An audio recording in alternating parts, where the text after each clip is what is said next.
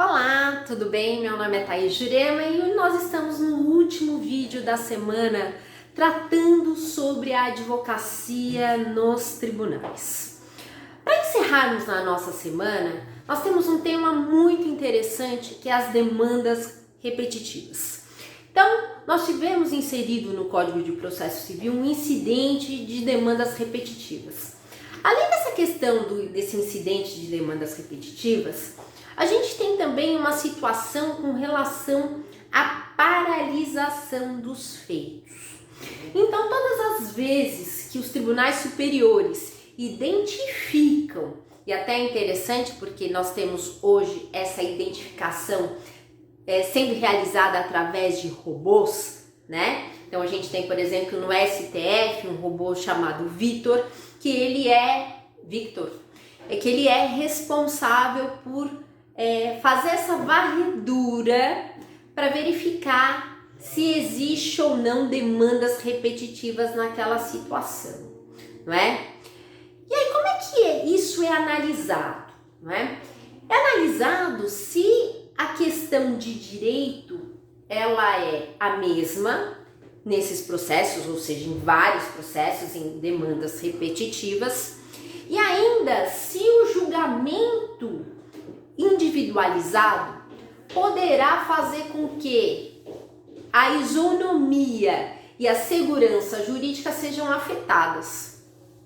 Então, a partir do momento que se identifica essa questão, ou seja, se as questões de direitos, argumentos jurídicos apresentados nessas ações que são consideradas repetitivas é o mesmo, e ainda que se o julgamento individualizado causará ausência de isonomia e violação à segurança jurídica, paralisam-se os processos considerados repetitivos.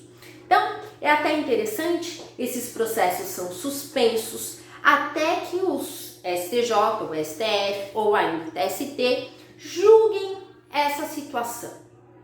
Mas e aí, como é que funciona esta questão e qual o impacto disso? A questão do julgamento das demandas repetitivas, o primeiro impacto que ele vai ter é a questão da suspensão dos processos em andamento com esses mesmos argumentos jurídicos. Thaís, mas eu consigo me livrar disso? O fato é o mesmo. Eu consigo me livrar disso? Consegue, desde que você apresente um argumento novo, não é? Então, só para a gente ter uma ideia, algo que se tornou bem popular, bem divulgado pela mídia, enfim, é a questão da prisão em segunda instância. Então, a gente teve uma fixação, e aí uma reformulação, enfim, isso quer dizer o quê? Para você reformular, inclusive uma súmula, é importante que você apresente um novo argumento jurídico. Então, vamos pensar bem, só é considerado demanda repetitiva se o argumento jurídico for o mesmo, a questão de direito for a mesma. Então, se você conseguir apresentar um novo argumento jurídico, você não vai ser encaixado nessa situação. Muitas das vezes, se isso já está sumulado, a gente tem um problema logo na primeira instância. Como assim? Logo lá na primeira instância, você vai acabar tendo um problema, porque se você já tem uma súmula ou uma decisão em sede de demandas repetitivas, a sua ação pode ser julgada liminarmente improcedente. E aí, para que você possa dar andamento a este processo, você vai ter que apelar, né?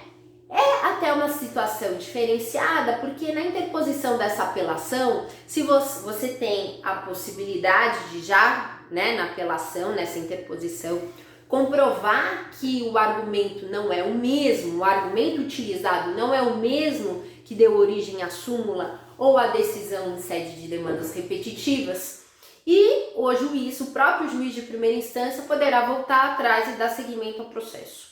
ou então deverá citar o réu para que apresente as contrarrazões, se assim o desejar. Isso é uma situação. E ainda com relação à questão das demandas repetitivas, então temos a suspensão, a questão da improcedência liminar do pedido, e ainda a gente tem a questão do incidente. O incidente trazido pelo Código de Processo Civil, ele vai mais uma vez mencionar a questão das questões de direito, a questão da isonomia, da segurança jurídica, e vem trazendo um outro ponto muito importante, que diz que quando o Ministério Público não for parte no processo, não representar, não é? Caberá a ele a intervenção. Então, sempre o Ministério Público deverá ser chamado para se manifestar quando houver o caso de demandas repetitivas, considerado como demandas repetitivas, não é? Isso pode ser julgado a seu favor, ou seja, você pode utilizar isso como uma matéria, inclusive de defesa, para que se suspenda o processo, não é? E que aguarde o julgamento dos tribunais superiores? Pode, através desse incidente. Então, tem um mecanismo que pode ser alegado tanto em primeira como em segunda instância, mas é um mecanismo próprio e tem requisitos próprios, tá certo? E com esses requisitos próprios, observando aí com relação à tramitação, à participação do Ministério Público, é muito importante que você demonstre essa situação e por que o feito deve ser paralisado, tendo em vista a afetação do julgamento, considerando lá essa decisão dos tribunais superiores. Então, os tribunais superiores, eles devem ter declarado que a situação está afetada com análise de recursos em sede de demandas repetitivas.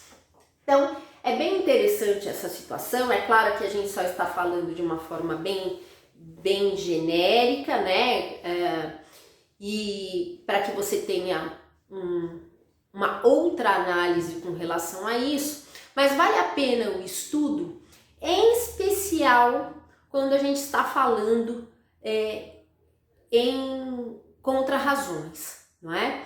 Então, é muito importante porque para que não haja um reverso com relação a isso, né? Faça a coisa de acordo com o que consta no código, apresente um incidente, se assim for o caso, e estude essa questão das demandas repetitivas, porque elas vêm sendo cada vez mais utilizadas e a elas sendo dada cada vez mais importância. Então, fica aqui a dica, eu aguardo vocês na próxima semana, nós teremos um assunto super interessante e inscreva no nosso canal, a gente está aguardando você.